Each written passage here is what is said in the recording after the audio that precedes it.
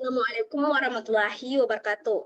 Pertama-tama saya ingin mengucapkan terima kasih kepada Ibu Sri Alia karena telah memberikan saya kesempatan untuk mempresentasikan hasil kerja tugas saya dengan judul Tren Urbanisasi dan Pertumbuhan Kota Makassar. Yang pertama, gambaran umum di Kota Makassar. Jadi seperti kita lihat peta administrasi Kota Makassar, secara geografis itu Makassar adalah ibu kota Provinsi Sulawesi Selatan yang terletak di bagian Pulau Sulawesi. Sedangkan secara astronomis terletak antara bujur timur dan di lintang selatan. Kota Makassar ini merupakan kota terbesar di wilayah kawasan timur dan berperan sebagai pusat perdagangan dan jasa, pusat industri, pusat kegiatan pemerintah, angkutan umum, serta pusat pelayanan dan kesehatan. Karena sarana, karena sarana dan prasarananya yang lengkap menjadikan terjadinya tren urbanisasi di Kota Makassar.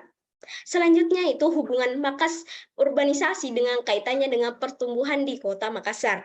Yang pertama dalam aspek pertumbuhan industrialisasi.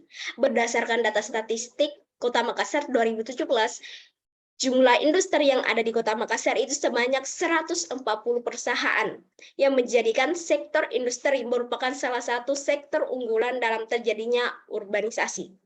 Yang kedua, aspek pembangunan kota. Adanya proses urbanisasi tentu memberikan dampak bagi morfologi kawasan perkotaan.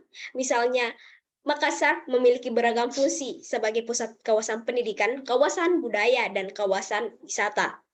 Selanjutnya dalam aspek pertumbuhan ekonomi. Karena banyaknya penduduk yang ada di Kota Makassar akibat proses urbanisasi memberi pengaruh pada kondisi perekonomian di Kota Makassar. Sejalan dengan perkembangan Makassar sebagai ibu kota provinsi mendorong kegiatan ekonominya berkembang pusat pula. Selanjutnya itu faktor pendorong terjadinya urbanisasi ke Kota Makassar. Pertama itu banyaknya pertumbuhan industri di kota besar di Makassar yang menjadikan tolak ukur terjadinya urbanisasi.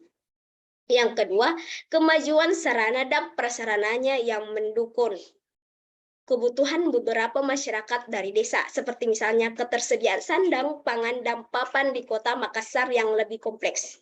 Yang ketiga, kawasan pendidikannya yang jauh lebih baik. Hal ini dapat kita lihat para lulusan sekolah menengah dan perguruan tinggi dari berbagai daerah, baik dari luar maupun dari Sulawesi Selatan, untuk mengenyam pendidikan di Kota Makassar.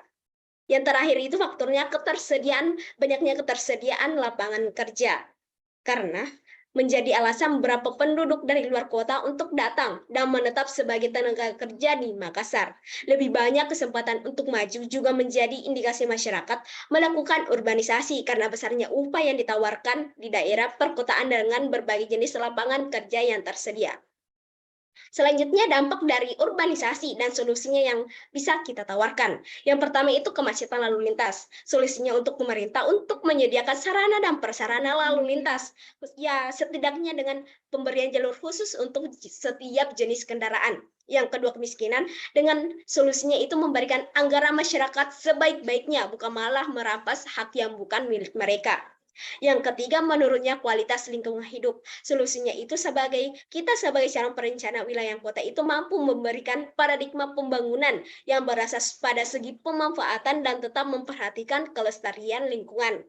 Yang terakhir itu dampaknya pemukiman kumuh di penduduk. Solusinya itu dengan relokasi kawasan khusus dengan membangun kawasan tempat tinggal terpadu atau rumah susun yang ramah lingkungan untuk disewakan kepada mereka.